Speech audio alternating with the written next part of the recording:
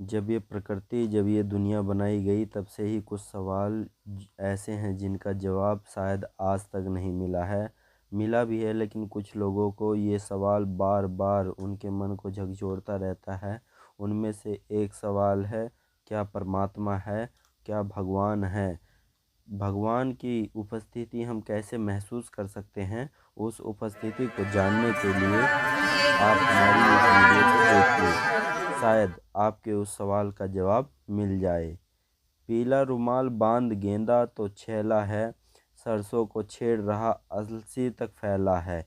गेहूं की बाल पर कथा प्रवचन मनमंथा रहा मदन, चारों तरफ प्रेम एक अपूर्व रास रचा हुआ है।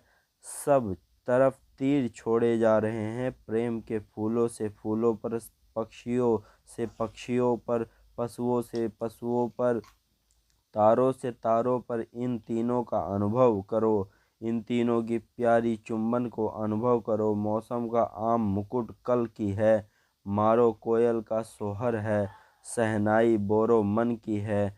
चौपाल पर यह रूप की दुल्हन का प्यार से वर्णित, चारों तरफ यह रूपाए श्लोक, यह रूप मगन स्थिति, यह मस्त प्रकृति। और तुम पूछते हो परमात्मा का प्रमाण क्या है?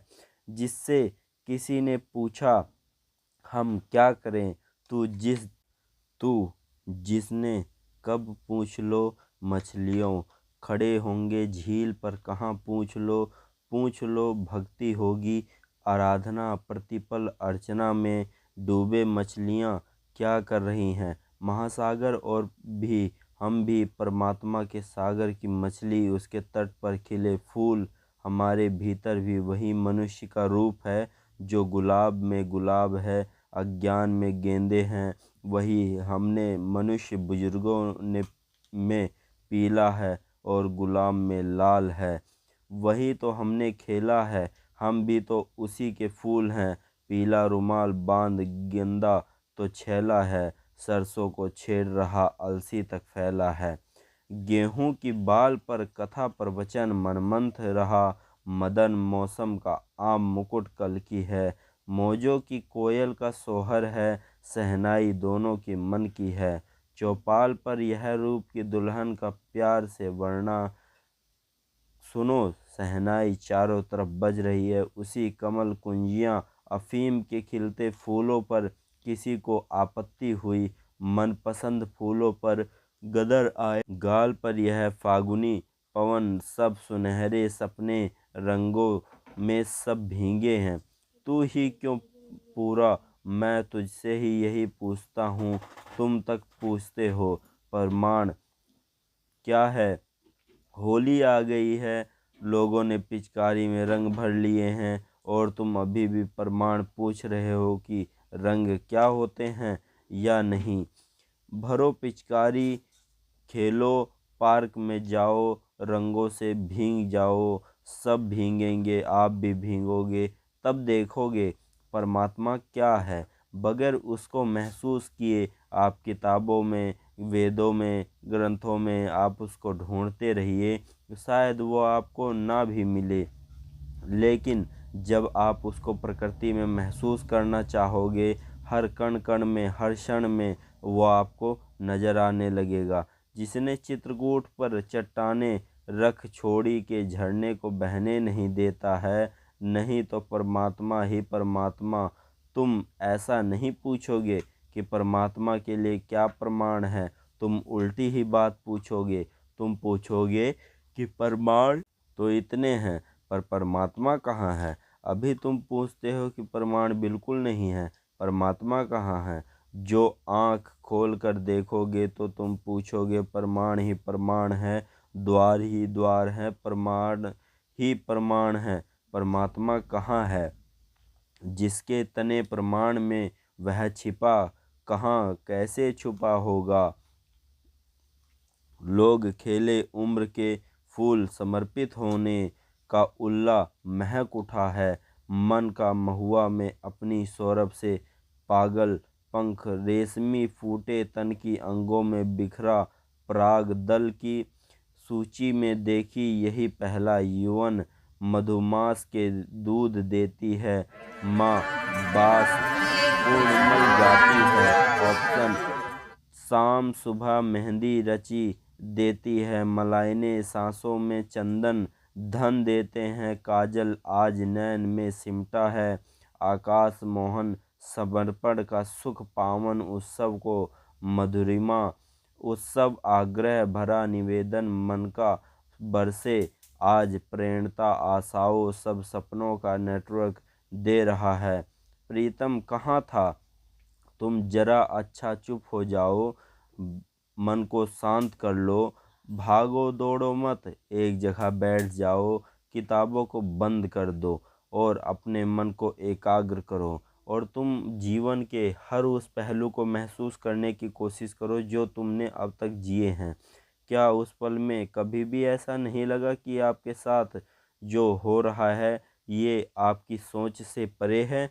आपने सोचा था कि आप कभी भी ऐसे आगे नहीं बढ़ सकते या आपके साथ ये कभी नहीं हो सकता। कुछ अच्छा जो आपने कभी नहीं सोचा होगा और आपके साथ हो जाए तो उसमें सोचिए वो परमात्मा का ही हाथ है जिसने आपको वो चीज़ प्रदान की जो आपने कभी स्वप्न में भी नहीं सोची थी। जिससे पांच शास्त्र में लिखे हुए सुसंवादु भोजन के संबंध में कोई पढ़े खूब पढ़े मगर भूख न भरेगी। किंजल के सरोवर की तस्वीर को खूब ध्यान मगन होकर देखें, प्यास न बुझेगी। जीवंत संत पर चाहिए सुनते हुए पक्षियों की आवाज़ों को, इनमें है प्रमाण। आँख खोलो प्रकृति को निहारो और तुम रत्ती रत्ती पर कंकड़ पर उसी के हस्ताक्षर पाओगे।